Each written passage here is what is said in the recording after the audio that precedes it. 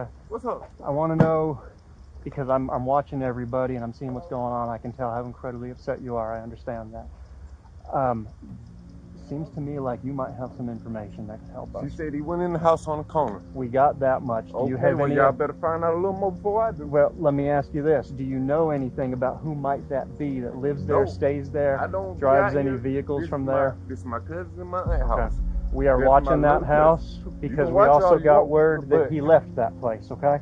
But that's why I'm asking if you know anything else. They in just as much danger as he is. Just know that. I'm telling you to your face. If you know anything, please tell us. I know they in just as much danger. If you find out anything, when you hurt mine, I you hurt yourself. I understand that, and We ain't that's got why nothing we're to talk out about. here. That's what I know. I know my auntie just told me. If you find out anything else, please share it with us. Okay? That's all I'm saying. Oh, God. Okay. Come on over here. Come on over here. I don't know anything right now, but go ahead and sit on the front of my car for now. Do you know her in the camo? No. Stay right here for me, okay? Right here. Stay right here for me. We don't know. I need to talk to my mom. Hold on. My mom. Hey, 7-7. This is. Oh, no. Please tell my baby okay. Where's Lieutenant? Where's Lieutenant? He's at the scene. Okay, I don't know anybody's names or anything at this point, but this is Keyshawn Gaynor's mother. Okay. I don't know. I haven't been down there. Once the crowd began to settle and the initial shock faded, officers took the chance to start asking questions, asking if anyone had seen anything at all. But then, one woman stepped forward, Eugenia. She was the only witness, and what she had seen would become the first thread that detectives could pull to start unraveling this entire case. Let me just see if I can summarize. So you were out here in the back, and you saw, or you heard, it sounds like some shots, and then you saw someone come from the woods and then enter this apartment. He came out the back door here on the right hand side. Can you describe that person? Okay. Just tell me, you can. Would you be able to recognize that person again if we showed you some pictures? I'm not sure. I can't say. Like I said, he was leaning, and I saw mostly the side of his face. And I saw his face when he came out, but... Did you see his hairstyle at all? Well, it's like the little twist-up things. It wasn't like locks or anything, but he had been twisting it. You know how they wear a neck. And then he went in here. How long was he inside? Less than 5 minutes. He wasn't in there that long. Just maybe long enough to get somebody to take him wherever he was going. Because he came out the back door, he had taken off the hoodie. Do you know who lives here? I don't know their names. And so he took off whatever he had on and changed? Except for the jacket. He opened his jacket up and took off his hat. That's pretty much all he did. Did you see him with a gun or anything like that? Well, it looked like a gun. That's what I was telling him. He had something metal in his hand he was putting in his pocket as he was coming across. Through here. Okay. Do you know the people here? Do your family members here? Because it seems like they're going straight over there. Other than waving, they're going straight over there because we were all talking about what happened, so they know that the guy went there. The guy who came out to give him a ride. Now he's there all the time. Okay. He's not there now. Do you know his name? I don't know anybody's name down there. Older, younger? He's an older guy. Older guy. Not as older. Left in. Yeah, it'll be better unless he decided not to come back because he knew what was going on. But he's normally down there. What kind of car? All I could say was an SUV. It was a dark red color. Dark red? Yeah. Now, is this guy, is he Latino, black, white? Black guy? Okay. Are there some Latino guys that live here? I haven't seen it. That red SUV, you said they work on cars. Is that one that's usually here, or is that one that he could be working? What Eugenia told officers would become a critical turning point in the investigation. She said she saw a man come out of the woods and walk straight into a house just a few feet away from there. He was masked, moved quickly, and stayed inside for less than 5 minutes before leaving again, this time with another person. That house and the people inside it were not strangers to this case. Keyshawn had once been close friends with a boy who lived there, Lamons Williams, known in the neighborhood as Bubba. But over the past few months, their friendship had fallen apart. So when Eugenia pointed to that house and that connection, it immediately put Bubba at the top of the suspect list. Officers didn't hesitate. They headed straight toward the house Eugenia pointed to, knowing whoever was inside might hold the key to what happened here.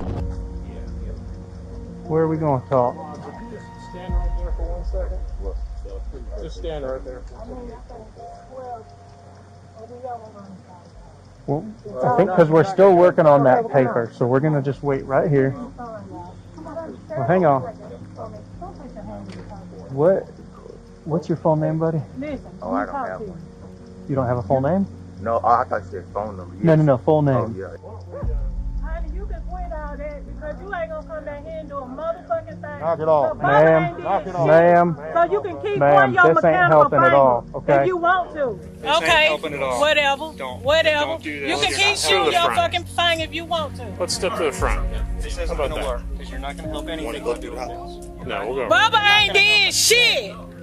No, the fuck he did. Come on, we're going around front. Come on, Bubba. Wait, don't. I ain't did I'm that. escorting you around front. We'll come around the front. You ain't got to go through no front. Go You ain't around got the to be side. scared. Don't listen to them. Look, if you want to clear his name, let's go to the front. We're gonna walk around inside. They're not gonna sit in the front. I'm worried about them because I don't want to get shot in the back because whatever's going on. Yeah, I bet you heard it, though. Hey, no. You know you ain't did nothing. You ain't did nothing, so don't worry about it.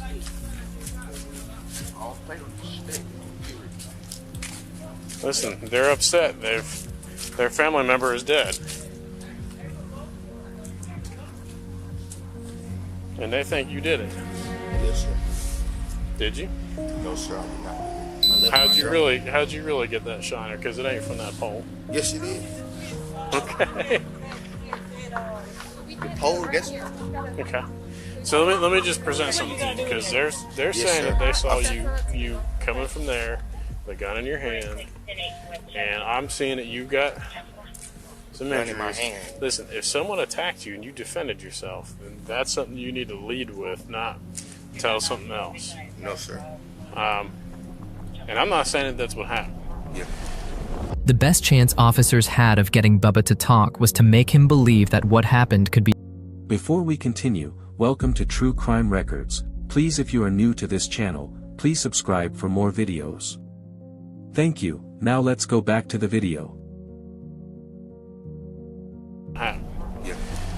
The best chance officers had of getting Bubba to talk was to make him believe that what happened could be justified. So they used a well-known interrogation strategy called minimization, a tactic where investigators downplay the seriousness of the crime to make the suspect feel safer admitting to it. If Bubba believed this was self-defense, he might talk. And if he talked, the case would finally start to break open. That if what happens is something like that happened and you come and tell some other story. Don't keep looking up there. You ain't did nothing. Don't keep looking up there. Don't worry about it. Yes, sir. And if something happened where this kid attacks you, does something, pulls a gun on you, does whatever, and then you defend yourself, and I'm not saying that happened, Yes, sir. but if something like that did happen, and you say some story like, I don't know, I wasn't there, I didn't do it, it turns out that there's something over there that ties you to it, Yes, sir. well then you lose the ability to say that it's self-defense. Yes, sir. So that's the only reason why, and a lot of people, if they're in this situation, and again, not saying you are, Yes, but a lot of people, if they're in this situation, they're scared to say that something happened because, one, someone's dead. yes, sir. Okay? Yes, sir. So I try to explain to people that if it is a self-defense, you got to get in front of that. That needs to be the very, very first thing you say. And because you can't ever use it again. If you tell one story, Yes. and it turns out not to be the truth, and then you turn around and say, well, actually, it was self-defense. Can I ask you something? Where did me out here with a gun come from? Because I don't even own a firearm.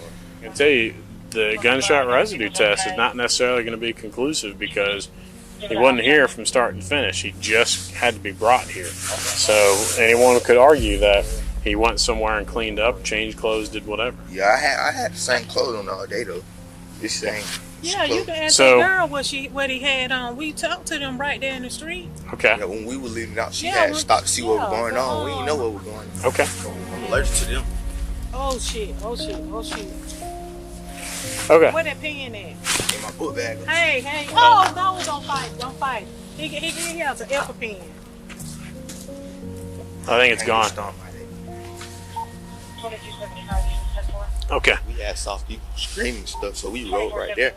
And then she was just looking to see what was going on. What were they screaming? They was just screaming. Screaming? I mean, is that normal for people to just scream out here? Or? No, we just saw her screaming, and she got out the car and looked. She said it's someone over there dead. Okay. But that was when you guys left?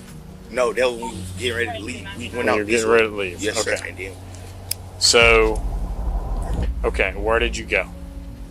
We went out the neighborhood. We left. And we went where? The car insurance. So you wanted to go pay the car insurance? Yes, sir. And where did you go from there? That was it. I dropped him off Bethlehem. She dropped me off. Okay. That was it. We paid the car insurance. And I just did go look at the car insurance, counted everything. You know, I don't know what's going on, but I knew my name. But if I had knew all this was going on, I would have just kept him in the car with me, so you can just like. But this is what he had on when he left. Yes. Where did you get dropped off in Bethel Homes? I got dropped off inside. Okay. And which car were you in when you went to Bethel Homes? You said which car? You said which car? Yes. I was in her. Which is which car? The gold one right there? Yes, sir. Okay. So that should be able to be seen on the Bethel Midtown cameras. I didn't drop him out. You got to tell them exactly where I dropped. I didn't drop you off on the side gate. I dropped. No. Well, whatever.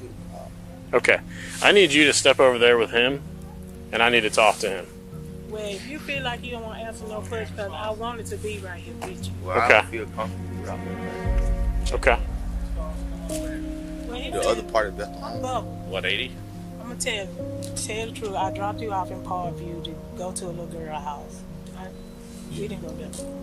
Okay, so now we're having a totally different story. He did nothing else. I promise you this. Well, why wouldn't you tell us? Why wouldn't you say that? Because I didn't want to, be like, Grandma dropping him off at a girl's house. Let me explain something to you. Yes. Let me be very honest with you. If you did this, your safest place right now is with us.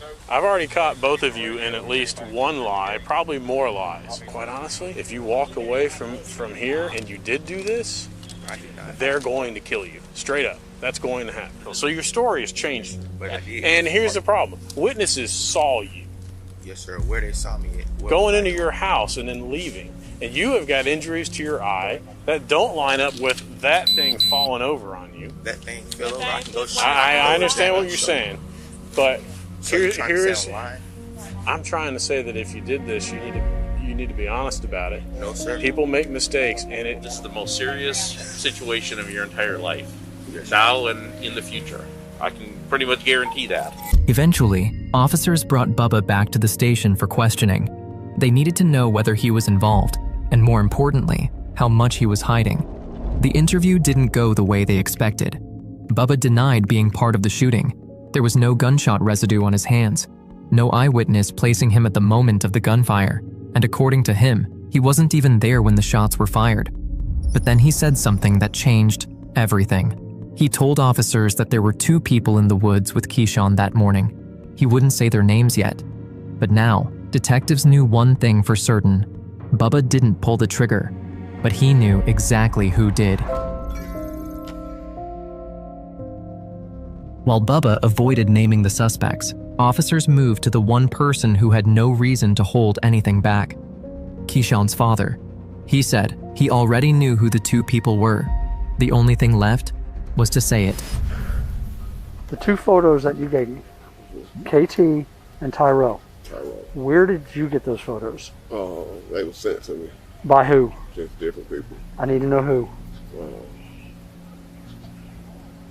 One of the things that we have to be able to do before we can take certain actions is we have to be able to explain how we know things or how things happened. Yeah. And if we can't do that, then it's all... And this may be the difference in something we may be able to handle right now, or not being able to. What are the names? Excuse me? Just who? What are their names? One name is Rico. Which one did he give you? Rico sent me KT. Any idea what Rico's last name is? No. Okay. And the other guy, he was out here in the yard, and he was saying that his nephew knew who the guy was, and he sent me a picture and told me to ask my son if that was the guy. Right. And I showed it to my son, and he said, yeah, that was the guy, so I called him back. But I don't know. What? I don't know what his name is. He was standing out here in the yard. All right, your son did identify him as the same though? Yeah. Which son was that? couldn't trace him. Now officers finally had two names to work with: KT, also known as Kenya Sirbi, and Tyro, also known as Daquan Faust. These weren't new faces to law enforcement. Both were known in the neighborhood, both connected to Keyshawn, and both had history.